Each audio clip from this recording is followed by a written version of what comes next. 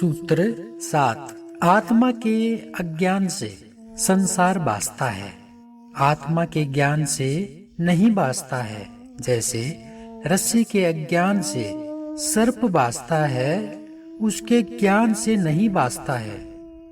भासता यानी प्रतीत होना। राजा जनक को आत्मज्ञान हुआ, जिससे उन्हें सारी की सारी सृष्टि आत्मवत दिखाई देने लग गई।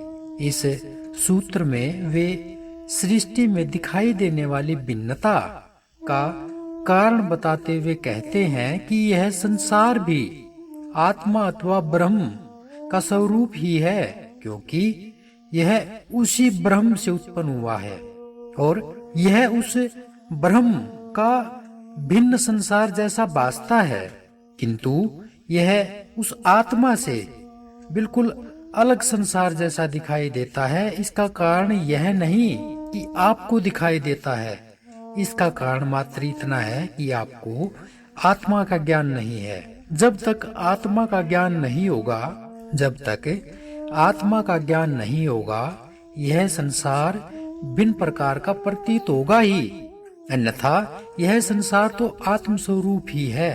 यह ठीक ऐसे ही है जैसे रस्सी को अगर अज्ञान से देखा जाए तो वो सांप के जैसे लगती है।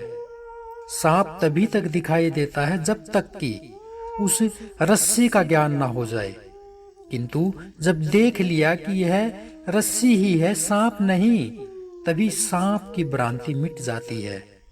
ऐसा ही यह संसार आत्मा के अज्ञान से भासता है, यानी प्रतीत होता है। जब तक अज्ञान है तब तक यह संसार ब्रह्मवत दिखाई देता है। राजा जनक ने दोनों ही परिस्थितियां देखी हैं, अज्ञान की भी और ज्ञान की भी, इसलिए उनका कथन प्रामाणिक है। इस सूत्र की सबसे आवश्यक महत्वपूर्ण बात यह है कि जिसको आत्मज्ञान हो गया, जिसने आत्मा को जान लिया, उसका संसार छूट जाता है। संसार छोड़ने से आत्मज्ञान नहीं होता। क्या कहा? संसार छोड़ने से किसी प्रकार के कोई आत्मज्ञान की प्राप्ति नहीं होती।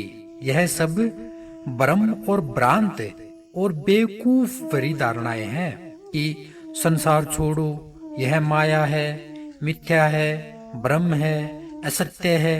ये सब फालतू की बातें हैं। इसी प्रकार क्रोध, लोभ, मोह, वासना, आसक्ति छोड़ो तो परमात्मा मिलेगा, यह भी सारी की सारी भ्रांत और बेकार की धारणाएं हैं। ये सब कथन ज्ञानी के अनुभव से आए हैं। अज्ञानी यदि इन्हें मानकर वैसा ही कर्म करेगा तो इससे भी उसका अहंकार ही बढ़ेगा, जिससे उसका पतन होगा, जिससे वह और नीचे गिर जाएगा। संसार, लोभ, मोह, क्रोध आदि छोड़ने की अपेक्षा यदि उसकी वास्तविकता को अनुभवजन्य बनाया जाए तो लाभ हो सकता है। क्या कहा? संसार, लोभ, मोह आदि को छोड़कर अगर उसकी जो वास्तविकता है उसको अनुभव में लाया जाए, उसको अनुभव बनाया जाए कि जो वर्तमान है यही सत्य है, जो अभी है वही सत्य है, उसी को बनाया जाए तो लाभ हो सकता है, अन्यथा नहीं होगा। संसार में रहकर यदि उसका अनुभव प्राप्त हो गया तो वह अपने आप छूट जाएगा, छोड़ना नहीं पड़ेगा। यह संसार तो अनुभव प्राप्त करने की एक पाठशाला है, जिसमें रहकर अंतःकरण की शुद्धि की जा सकती है, किंतु आत्मा को जानने की प्रक्रिया इससे भिन्न है। रस्सी को सांप समझकर यदि भाग गए तो भ्रम दूर नहीं होगा।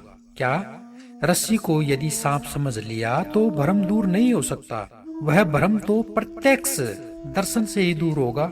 आमने सामने उसको उगाड़ने से, उसको टटोलने से, उसके भीतर जाने में, गहराई जाने से, मंथन करने से ही उसको पाया जा सकता है।